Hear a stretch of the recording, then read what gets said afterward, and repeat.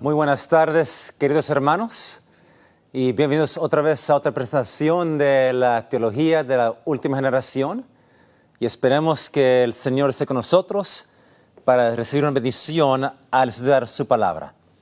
Pero para comenzar, tenemos una palabra de oración. Oremos. Señor, te damos gracias porque nos das el privilegio de poder estar aquí por medio de esta tecnología para presentar tu palabra, tu verdad para este tiempo. Pedimos, Señor, tu presencia, tu ayuda, tu Espíritu Santo. Lo pedimos, Señor, en el nombre de Jesús. Amén. Esta tarde quisiera comenzar con una pregunta. Y la pregunta es, ¿cuándo es que se formuló el plan de la salvación?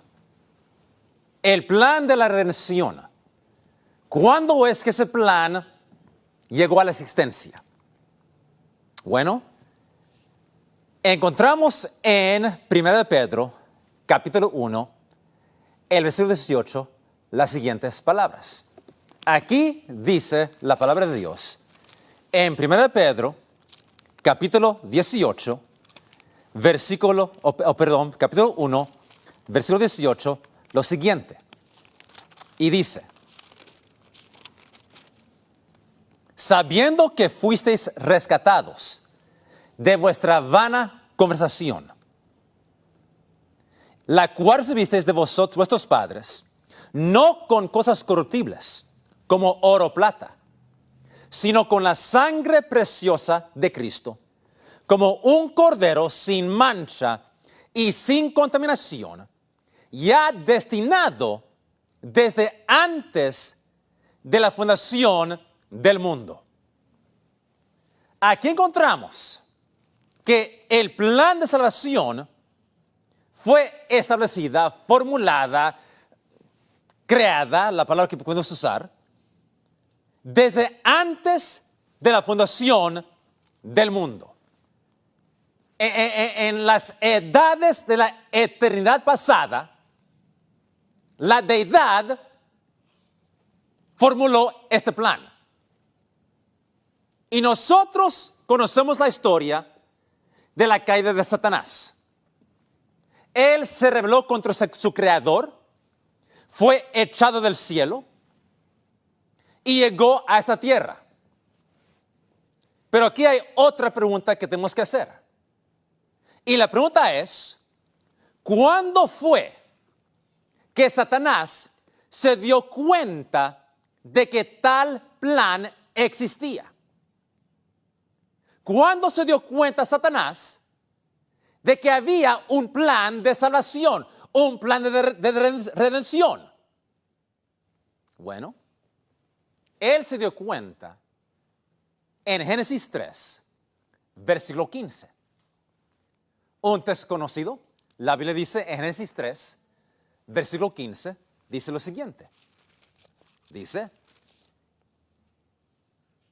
y pondré enemistad entre ti y la mujer, y entre tu simiente y la simiente suya. Esta te herirá en la cabeza, y tú le herirás en el calcañar. En otras palabras, el Señor dijo a la serpiente, serpiente, va a haber guerra entre tú y la mujer. Y en esta guerra, un día, la simiente va a llegar. Y cuando la simiente llegue, va a haber un gran conflicto, una gran batalla. Y en esa batalla, tú, serpiente, vas a herir el calcañar de la simiente, pero en el proceso, la simiente va a aplastar tu cabeza. En otras palabras, serpiente, cuando la simiente llegue, para ti se acabó. Y es aquí cuando Satanás comenzó a entender por primera vez el plan de salvación. Y cuando él vio el primer sacrificio que Adán hizo en Génesis 3, Satanás entendió de que ese cordero representaba el segundo miembro de la deidad. Y mientras Satanás escuchaba de este plan, Satanás comenzó a ser estudiante de este plan. Él estudió, analizaba este plan y él vio los símbolos. Y entendió que estos símbolos enseñaban claramente lo que Dios iba a hacer. ¿Y qué iba a hacer Dios? Dios iba a mandar al segundo miembro de la deidad a este mundo. Y en este mundo, el segundo miembro de la deidad iba a venir y hacer combate contra él en su territorio. El creador, el rey del universo, iba a venir a invadir su dominio, a hacer guerra contra él y rescatar lo que él había obtenido por engaño. Pero mientras Satanás entendió cómo esto iba a ocurrir, cómo Dios iba a hacer esto, él inmediatamente comenzó a atacar el corazón del plan de salvación. Un plan que él odia. Un plan que él quiere destruir y pervertir. Y desde el comienzo, él comenzó un ataque contra este plan y ese ataque continúa hasta este día. Pero ¿cómo es que Satanás hizo esto?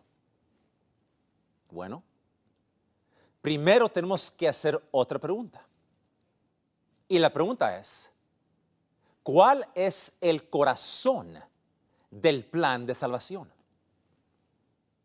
¿Cuál es el corazón de este plan que Satanás tanto odia y tanto quiere destruir? ¿Cuál es ese corazón de este plan? Bueno, nosotros leemos en 1 Timoteo, capítulo 3. 1 Timoteo, capítulo 3, y hay que ir al versículo 16. Y aquí dice la palabra de Dios. E indiscutiblemente grande es el misterio de la piedad.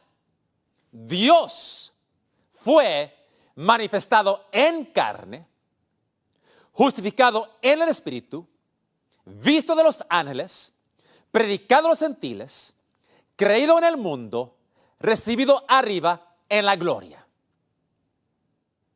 Pero aquí está el corazón de este plan.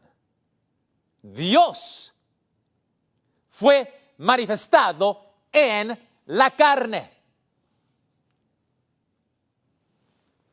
Si Dios no se hizo carne, no hay plan de salvación.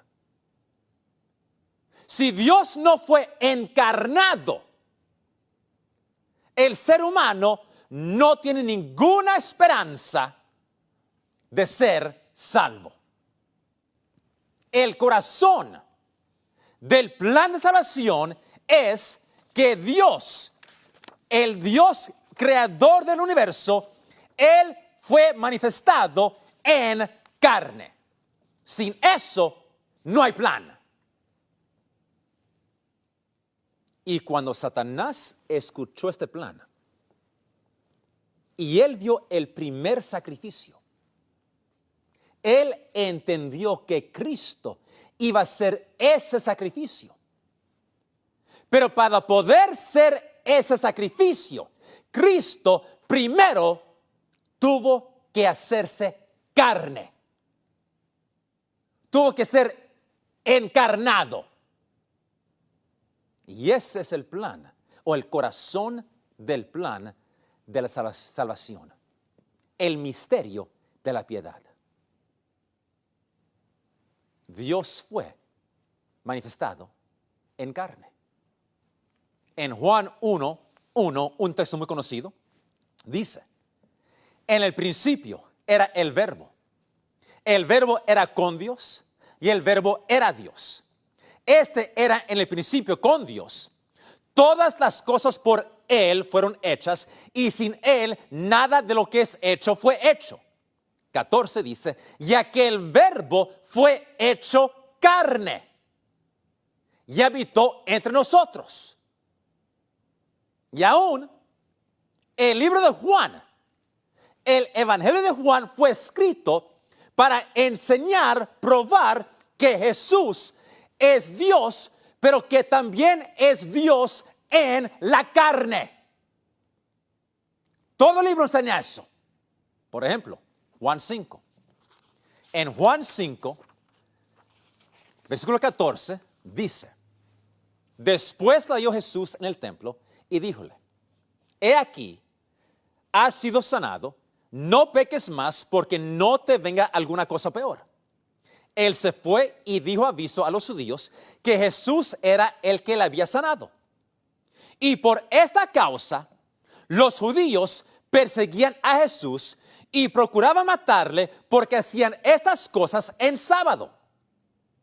Y Jesús les respondió: mi Padre hasta ahora obra y yo obro. Entonces, por tanto, más procuraban los judíos matarle, porque no solo quebrantaba el sábado, sino que también a su Padre llamaba a Dios, haciéndose igual a Dios. Así que Jesús se hizo igual a Dios porque Él es Dios. Juan 8. Encontramos lo siguiente. Y hay que ir comenzando aquí en versículo 53. Dice aquí: si yo me glorifico a mí mismo, mi gloria es nada. Mi Padre es el que me glorifica, el que vosotros decís que es vuestro Dios. Y no lo conocéis, mas yo lo conozco. Y si dijere que no lo conozco, seré como vosotros mentirosos. Mas le conozco y guardo su palabra. Y escuchen, dice aquí: Abraham, vuestro padre, se gozó por ver mi día, y lo vio, y se gozó. Dijeron entonces los judíos: ¿aún no tienes 50 años y has visto a Abraham? ¿Quién crees que eres? Y Jesús dijo: de cierto os digo, antes que Abraham fuese, yo soy. Tomaron entonces piedras para tirarle, mas Jesús se encubrió y salió del templo, y atravesando por medio de ellos se fue. Aquí Cristo declaró: yo soy. En otras palabras, aquel Dios que se le apareció a Moisés en el desierto, ese Dios, el que dijo que yo soy el que soy, Cristo dijo: yo soy ese Dios. Y por eso los judíos lo querían apedrear. Juan 10, 30-33 dice: yo y el Padre una cosa somos. Entonces volvieron a tomar piedras los judíos para apedrearle. Respondióles Jesús: muchas buenas obras os he mostrado de mi Padre. ¿Por cuál obra de esas me apedráis? Respondieron los judíos diciendo: por buena obra no te apedreamos, sino por blasfemia, y porque tú, siendo hombre, te haces Dios. Jesús plenamente dijo: yo soy Dios. Porque era Dios. Vamos a Juan 20. Juan 20:27. Dice: después de la resurrección, Jesús aparece, luego dice a Tomás, mete tu dedo aquí y ve mis manos, y alarga acá tu mano y métala en mi costado y no seas incrédulo, sino fiel. Y noten cómo Tomás respondió. Entonces Tomás respondió y díjole, Señor mío y Dios mío. Todo el libro de Juan enseña que Cristo no solamente es Dios, pero que Cristo es Dios en la carne.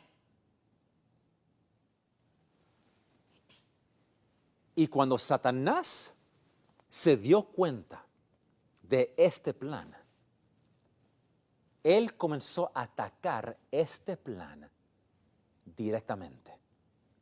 ¿Y cómo lo hizo? Génesis 12. Génesis 12 encontramos el llamado de Abraham. Génesis 12, 1 dice, empero Jehová había dicho a Abraham, vete de tu tierra y de tu parentela y de la casa de tu padre a la tierra que te mostraré. Y haré de ti una nación grande y bendecirte he y engrandeceré tu nombre y serás bendición. Así que Abraham, vete de tu casa, tu parentela y tu tierra. Ahora pregunta, ¿por qué es que Dios le pidió a Abraham hacer esto? ¿Por qué? La respuesta se encuentra en Josué 24. Josué 24, versículo 2, dice, y dijo Josué a todo el pueblo, así dice Jehová, Dios de Israel, vuestros padres habitaron antiguamente de esa otra parte del río, es a saber, Taré, padre de Abraham y de Nacor, y servían a dioses extraños. Ellos servían a dioses falsos y para poder Dios cumplir su propósito por medio de Abraham, Abraham tuvo que salir de la influencia de aquellos que están bajo la influencia de dioses falsos. Pero ahora viene la pregunta muy importante. ¿Qué es lo que se creía de los dioses falsos? Es un concepto que todo el mundo pagano tiene sobre los dioses falsos. ¿Qué se creía de los dioses falsos? Se creía que los dioses no podían vivir en la carne. Porque la carne es pecaminosa, la carne es corruptible, la carne es mala. Los dioses simplemente no pueden vivir en la carne. Y eso lo encontramos en la Biblia, en Daniel 2. Daniel 2, versículo 10, dice, los caldeos respondieron delante del rey y dijeron, no hay hombre sobre la tierra que puede declarar el negocio del rey. Demás de esto, ningún rey, príncipe ni señor preguntó cosa semejante a ningún mago, ni astrólogo, ni caldeo. Finalmente, el negocio que el rey demanda es singular, ni hay quien lo puede declarar delante del rey, salvo los dioses cuya morada no es en la carne. La creencia pagana es que los dioses no pueden vivir en la carne. Después de la cruz, cuando el verbo se hizo carne, cuando Dios fue manifestado en la carne, después que el evento ocurrió, encontramos otro ataque contra esta verdad que se encuentra en el gnosticismo. El gnosticismo enseña que Dios solamente apareció en un cuerpo, pero realmente no era Él. Y Juan, él comienza a desenmascarar esta mentira en su epístola. Primero de Juan, capítulo 1, versículo 22 dice, ¿quién es mentiroso? Sino el que niega que Jesús es el Cristo. Este tal es anticristo y niega al Padre y al Hijo. Pero noten que agrega Juan en 1 de Juan, capítulo 4, versículo 1. Dice, amados, no creáis a todo espíritu, sino probad los espíritus, si son de Dios. Porque muchos falsos profetas son salidos en el mundo.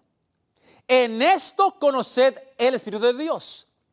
Todo espíritu que confiesa que Jesucristo es venido en carne es de Dios. Y todo espíritu que no confiesa que Jesucristo es venido en carne no es de Dios. Y este es el espíritu del anticristo, del cual vosotros habéis oído que ha de venir y que ahora ya está en el mundo. Segunda de Juan, versículo 7, dice, segunda de Juan 7, porque muchos engañadores son entrados en el mundo, los cuales no confiesan que Jesucristo ha venido en carne. Este tal es engañador y el anticristo. Ahora, hay que ser muy directo esta tarde. El que dice que Cristo no vino en carne es anticristo. Ahora pregunta, ¿quién es el anticristo de la profecía? ¿Quién? En forma directa, entendemos que es el papado, el sistema papal. Pero ¿qué enseña el papado concerniente a Cristo y su carne? Acuérdense, Satanás odiaba el hecho de que Cristo iba a venir a desafiarlo en su territorio y ser victorioso. Y la primera cosa que él hace es causar al mundo pagano entero en creer que los dioses no pueden vivir en la carne, reconociendo que el único Dios verdadero iba a ser precisamente eso. Y cuando lo hizo, cuando Dios fue encarnado y fue victorioso, Satanás ahora tuvo que hacer dos cosas para cubrir su espalda. Número uno, Él nos tiene que convencer que Cristo no vino en nuestra carne. Y número dos, en hacer eso, Él va a demostrar que nosotros no podemos vencer como Cristo venció, porque Cristo era diferente. Tenía otra carne. ¿Y cómo fue esto? ¿Cómo se hizo esto? Bueno, aquí entra un teólogo llamado Agustín, que vivió más de 1500 años atrás, un teólogo muy influencial. Y él inventó dos doctrinas.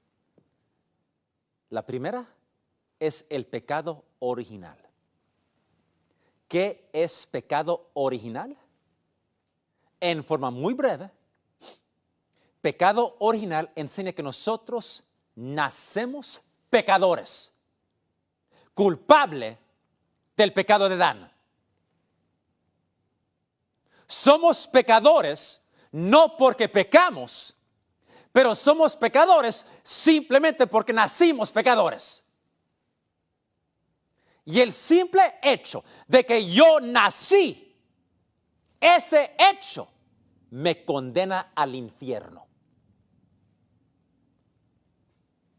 Ahora, esta doctrina tiene palabras teológicas grandes y se le pones flores y se hace sentir muy bonita esa doctrina, pero cuando le quita todo eso, eso es la doctrina del pecado original.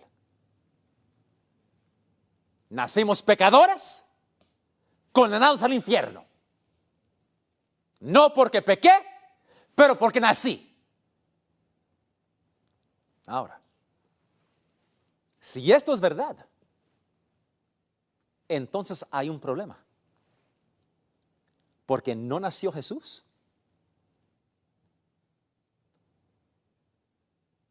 Entonces Jesús es un pecador condenado simplemente porque nació. Así que, si el pecado original es verdad, es imposible que Cristo pudo venir en nuestra carne, porque eso lo va a convertir a un pecador condenado. Pues, porque no podemos tener eso, Agustín literalmente inventó otra doctrina que se llama la concepción inmaculada. Y muchos equivocan pensando que eso se aplica al nacimiento de Cristo. Eso se aplica al nacimiento de María. Y enseña que cuando María nació, ella nació sin pecado original. En otras palabras, María nació en la misma condición que Eva tenía antes de pecar. Y entonces, por eso, cuando Cristo nació de María, Él nació sin pecado original, en la misma condición que Adán tenía antes de pecar. Y por eso, no solamente María, pero también Cristo pudieron tener victoria contra Satanás y sus tentaciones. Leo de una enciclopedia católica que dice aquí, Catholic People Encyclopedia, página 351, dice: María tuvo un verdadero padre, una verdadera madre, como cualquier otra mujer. Pero ella no contrató el pecado original cuando fue concebida en el vientre, y en esto ella es diferente de todos los descendientes naturales de Adán. Esta doctrina, los fieles siempre la han creído. Es central en la creencia de Nuestra Señora y su triunfo sobre el diablo, su libertad de cualquier clase de pecado y su completa gracia. El pasaje de Génesis 3:15 se aplica a María y es interpretada en el sentido de que ella triunfó completamente sobre el diablo, y para hacer esto, ella tenía que estar completamente libre de los efectos del pecado de Adán. ¿Captaron eso? Así que para tener victoria contra el diablo y las tentaciones, Eva y Cristo tuvieron que estar completamente libres de los efectos del pecado de Adán. Y esto es la razón por la cual niños, infantes, bebés son bautizados.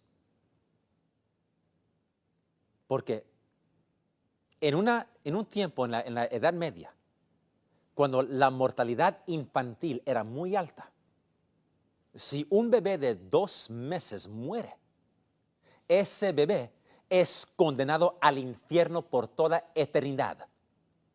¿Por qué? Porque ese bebé tenía pecado original. Y por eso ese niño, ese bebé, fue bautizado lo más pronto posible, porque si muere, va a ser salvado. Porque el bautismo quita el pecado original. Todo esto es completamente antibíblico. Herejías. Pero pregunta, ¿por qué es que Satanás quiere completamente destruir esta verdad bíblica de que Cristo vino en nuestra carne? Mayormente por dos razones.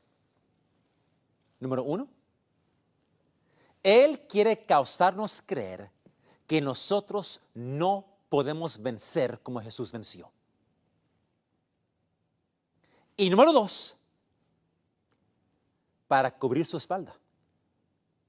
En otras palabras, Satanás no tolera el hecho de que Cristo vino a este mundo en nuestra carne, en nuestra naturaleza caída, e hizo guerra contra Satanás y nunca pecó. Esa verdad es un estorbo para Satanás que nosotros ni nos podemos imaginar.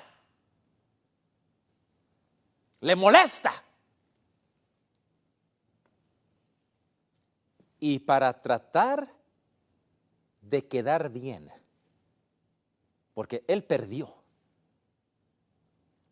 Y los que pierden tratan de hacer excusas por la razón por la cual perdieron. Bueno, pues esto pasó, esto lo siguiente pasó, esto. Y para quedar bien, Satanás, Él nos causa creer que Jesús no fue completamente como nosotros, pero fue diferente. Y porque Él fue diferente, entonces es razonable, aceptable de que Jesús venció, pero nosotros no podemos vencer.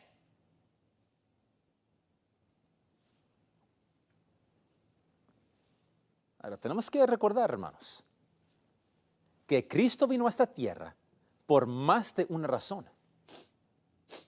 Él no vino solamente para morir por nuestros pecados, pero Él vino para contestar las acusaciones, los cargos que Satanás hizo contra Dios delante del universo. Y uno de esos cargos, acusaciones, es que Dios es injusto, porque Él da una ley que es imposible guardar. Pero esto es lo que Cristo hizo en nuestra naturaleza caída.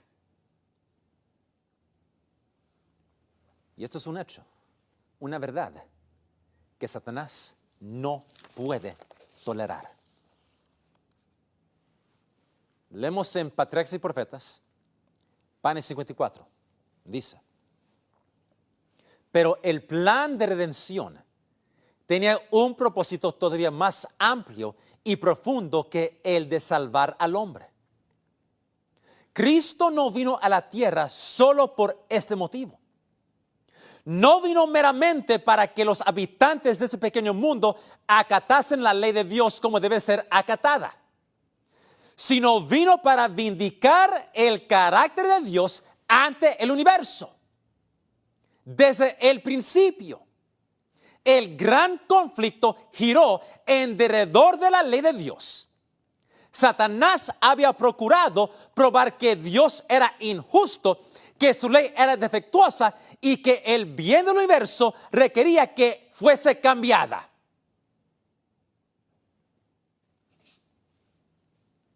¿Para qué vino Cristo? Para vindicar el carácter de Dios. Y el gran conflicto es alrededor de la ley de Dios. Una ley que Satanás dijo que no se puede guardar. Ahora, hermanos, esto es muy simple. Si nosotros creemos que el pecado es inevitable y que no podemos vencer el pecado completamente, ¿estamos de acuerdo con quién? ¿Con Dios? Estamos de acuerdo con el padre de las mentiras. Mensajes selectos, tomo 1, 295. Dice: después de la caída del hombre, Satanás declaró que los seres humanos habían demostrado ser incapaces de guardar la ley de Dios. Y procuró arrastrar consigo al universo en esa creencia. Las palabras de Satanás parecían ser verdaderas, y Cristo vino para desenmascarar al engañador. La majestad del cielo se hizo cargo de la causa del hombre, y con la misma ayuda que puede obtener el hombre, resistió las tentaciones de Satanás, así como el hombre debe resistirlas. Wow. Esta fue la única forma en la cual el hombre caído pudo convertirse en participante de la naturaleza divina. Otra vez, si creemos que el pecado no se puede vencer, estamos diciendo que Satanás tiene razón y que Dios está mintiendo.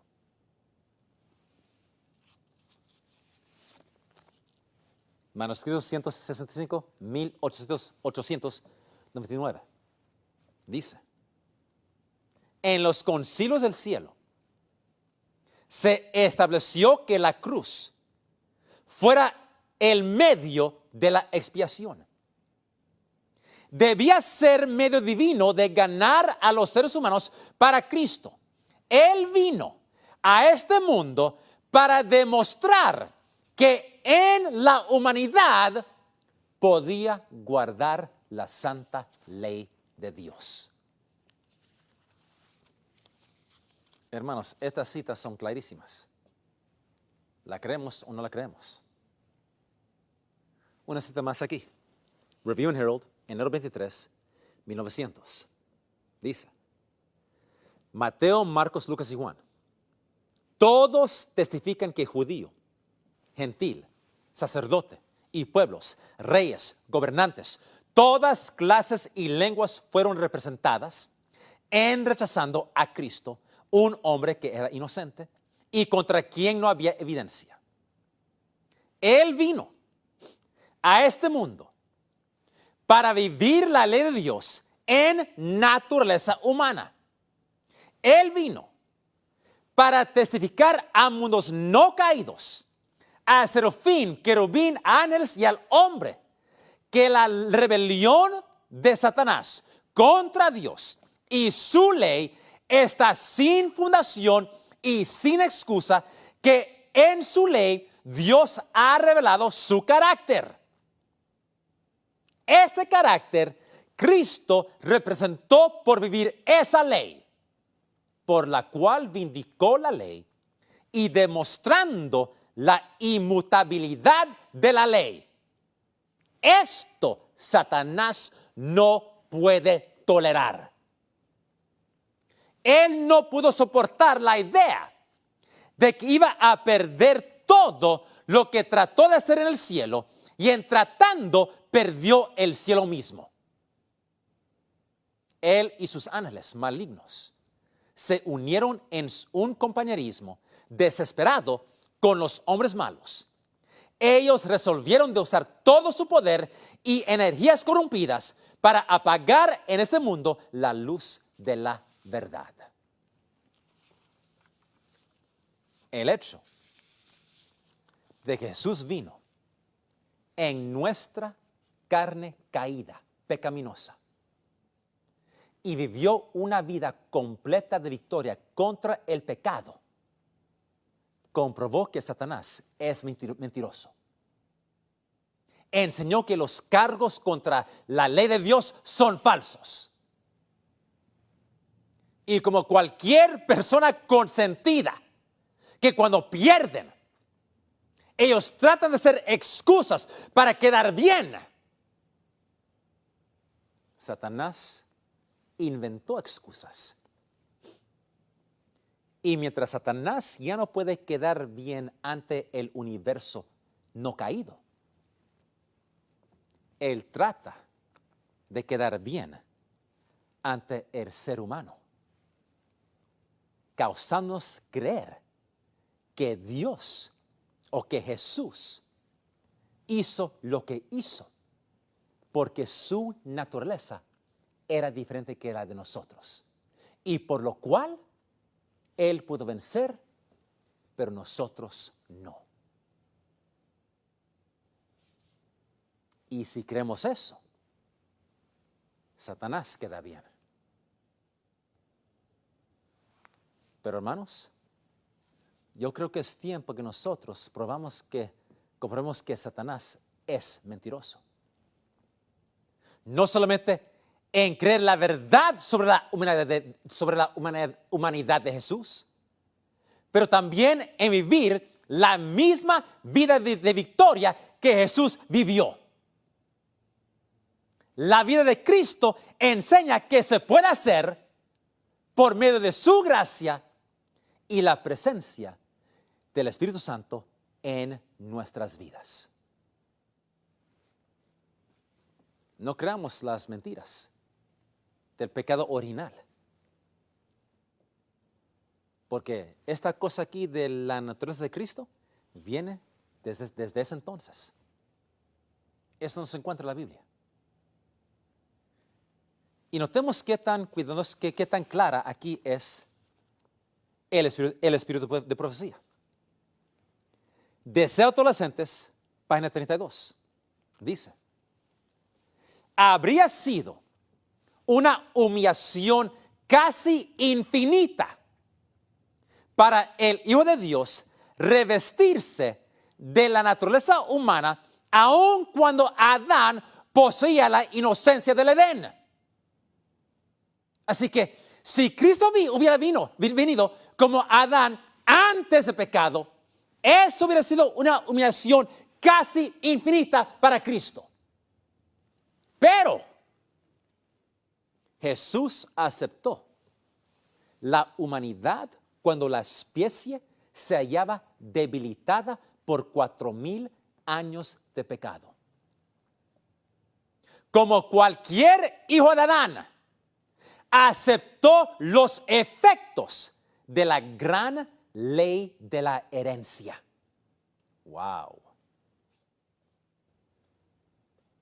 Esto es muy importante, porque muchos creen que Cristo, sí, Él vino en nuestra carne, nuestra pecaminosa, pero Él solo tomó las pasiones inocentes. En otras palabras, a Jesús le dio hambre, se cansó, le dio sed, le dio sueño. Pero eso no son los efectos de la gran ley de la herencia. Nosotros recibimos de nuestros padres una herencia pecaminosa. Somos tentados de dentro. Cristo aceptó esos efectos. No solamente que le dio hambre, sed, se cansó, le dio sueño. Él aceptó los efectos de la gran ley de herencia como nosotros. Dice, mas Él vino con una herencia tal para compartir nuestras penas y tentaciones y darnos el ejemplo de una vida sin pecado. Otra cita. Página 92 de Estados Adolescentes. Dice, muchos sostienen que era imposible para Cristo ser vencido por la tentación. En tal caso, no podría haberse hallado en la posición de Adán. No podría haber obtenido la victoria que Adán dejó de ganar. Si en algún sentido tuviésemos que soportar nosotros un conflicto más duro que el que Cristo tuvo que soportar, Él no podría socorrernos. Pero nuestro Salvador tomó la humanidad con todo su pasivo. Se vistió de la naturaleza humana con la posibilidad de ceder a la tentación. No tenemos que soportar nada que Él no haya soportado. Y gloria a Dios por eso. Él nos dio el ejemplo que podemos seguir y tener victoria contra el pecado como Él la tuvo. Y hermanos, yo no sé, pero para mí, eso es buenas noticias. Buenas noticias. Gloria a Dios por esto. Y no entiendo por qué hay tantos conflictos de esto. ¿Amamos tanto el pecado que queremos creer que no se puede vencer?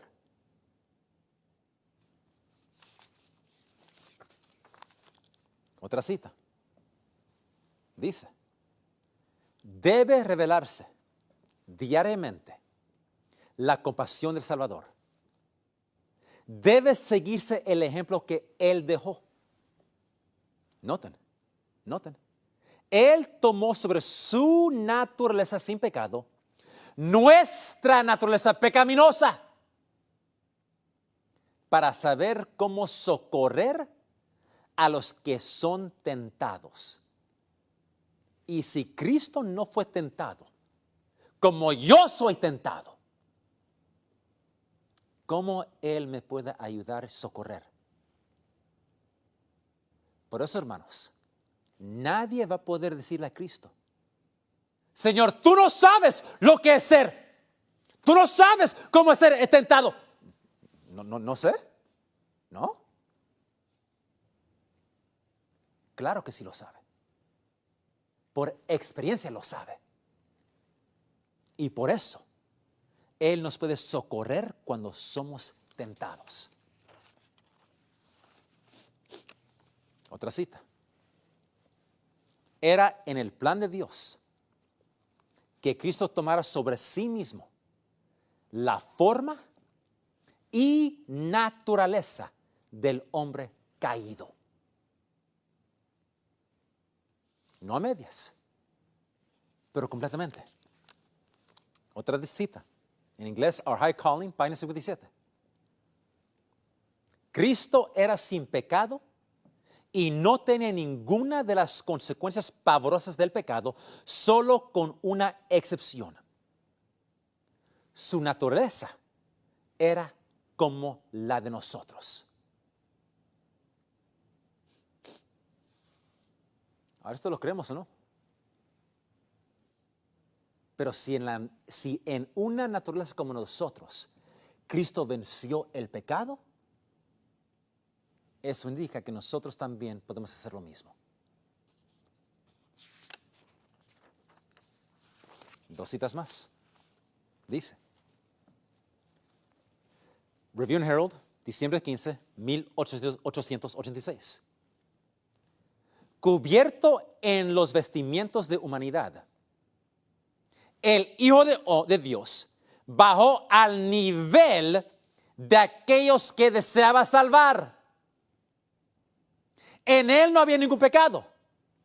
Él era siempre puro y sin contaminación, pero aún tomó sobre Él nuestra naturaleza pecaminosa. Muchos quieren hacer gimnasia teológica aquí y decir, bueno, pues, pero paró solamente con las pasiones inocentes, tuvo hambre, le dio sed, se cansó, le dio sueño, a lo mejor se enfermó con un catarro, una gripa. Pero eso no es lo que enseña la inspiración.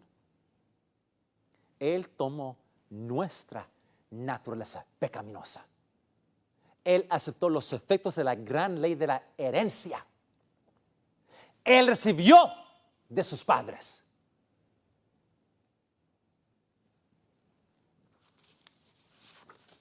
Y aquí tenemos una cita tremenda. Y esto vamos a, pues, en el siguiente tema, ver algo aquí. Pero aquí dice, confluidos siglos 607. Ahora, mientras que nuestro gran sumo sacerdote está haciendo propiciación por nosotros, debemos tratar de llegar a la perfección en Cristo. Nuestro Salvador no pudo ser inducido a ceder a la tentación ni siquiera en pensamiento. Satanás encuentra en los corazones humanos algún asidero en que hacerse firme. Es tal vez algún deseo pecaminoso que se acaricia por medio del cual la tentación se fortalece. Pero Cristo declaró al hablar de sí mismo: viene el príncipe de este mundo, mas no tiene nada en mí. Satanás no pudo encontrar nada en el Hijo de Dios que le permitiese ganar la victoria. Cristo guardó los mandamientos de su Padre y no hubo en él ningún pecado que Satanás pudiese sacar ventaja. Y escuchen, esta es la condición en que deben encontrarse los que han de poder subsistir en el tiempo de angustia. Wow. Ni en pensamiento pudo Satanás causar a Cristo pecar. Y esa es la condición que la última generación que va a subsistir en el tiempo de angustia, esa es la condición que tenemos que tener. Digo tenemos porque yo creo que realmente el tiempo es corto y vamos a tener esa experiencia. Hermanos, estas citas son claras. ¿La creemos o no? Y es lamentable que la influencia de Agustín ha llegado a la iglesia en la creencia del pecado original, de que Cristo tuvo una diferente carne que nosotros, o que la encarnación lo más fue hasta un punto. Pero eso no es lo que enseña la inspiración. Última cita. Dice, Science of the Times, mayo 28, 1894. Antes del desarrollamiento final de la obra de la apostasía, habrá confusión de la fe. No habrán ideas claras y definitivas sobre el misterio de la piedad. Antes de la obra final de la apostasía, va a haber confusión sobre este tema. Y hoy lo estamos viendo. Pero hermanos, la palabra de Dios, los testimonios son clarísimos.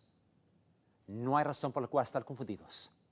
Cristo es Salvador y nuestro ejemplo.